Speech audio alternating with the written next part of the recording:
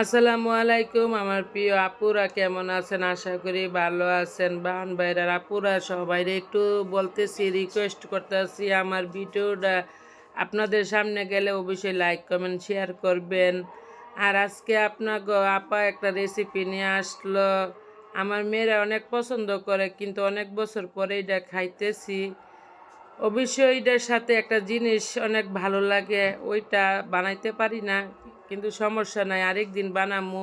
যদি আপনাকে ভালো লাগে লাইক কমেন্ট শেয়ার করবেন। আর আমার এটা কি বানাইছি অবশ্যই কমেন্ট করে জানাইবেন রেসিপিটা। কিন্তু দেখতে পোলাওর মতো, কিন্তু আদা রসুন ছাড়া, ধনিয়া পাতা ছাড়া। অবশ্যই এটা লাইক করবেন, শেয়ার করবেন, কমেন্ট করবেন। আপনাদের পাশে সবসময় আছি, আমার পাশেও আপনারা সবসময় থাকবেন, সাপোর্ট করবেন।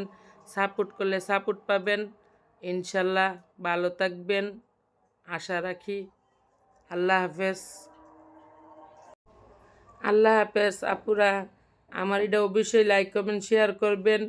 আর বান ভাইয়ের আপাদের ভাইয়াদের বেশি বেশি বলতেছি, প্রবাসী ভাইদের বলতেছি, এটা অনেক খাবারটা অনেক বছর পর মিস করতেছি, তার জন্য খাইতেছি।